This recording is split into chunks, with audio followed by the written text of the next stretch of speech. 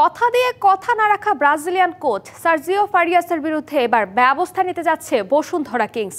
চুক্তি করেও হুট করে অন্য ক্লাবে যোগ দেওয়ার অপেশাদারিত্ব বলছেন বসুন্ধরা কিংসের সভাপতি ইমরুল হাসান। অন্যদিকে চ্যালেঞ্জ কাপের ভেন্যু নির্ধারণের সময়সীমা শেষ হলেও মোহামেডান এখনো কোনো সিদ্ধান্ত জানায়নি। নতুন মৌসুম সামনে রেখে ব্রাজিলিয়ান কোচ সার্জিও ফারিয়াসের সঙ্গে চুক্তিবদ্ধ হয়েছিল বসুন্ধরা কিংস।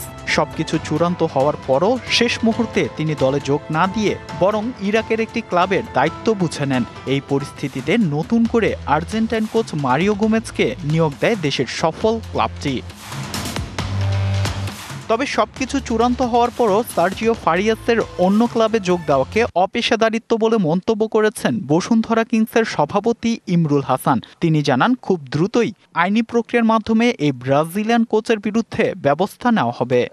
সে যেটা করেছে এটা চূড়ান্ত অপেশাদারি একটা প্রমাণ রেখেছে।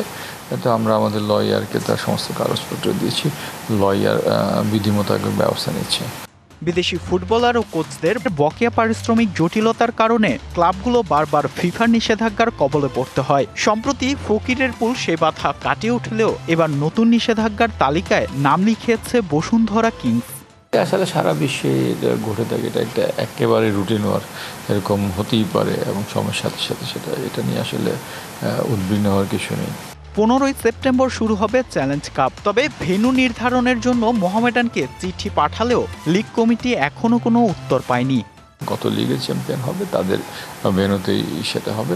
তো আমরা ইতিমধ্যে মোহামেডানকে চিঠি দিয়েছি তাদের ভেন্যু তৈরি আছে কিনা। আজকে সেটা উত্তর দেওয়ার শেষ দিন। তাদের উত্তর পেলেই হয়তো আমরা, যদি সেই ভেন্যু তৈরি না থাকে তাহলে হয়তো আমরা বিকল্প কিছু ভাবব। ট্রেবল জয়ের আশা নিয়ে নতুন মৌসুম শুরু করতে চায় Bashundhara Kings. Fardin Saju, DBC news, Dhaka.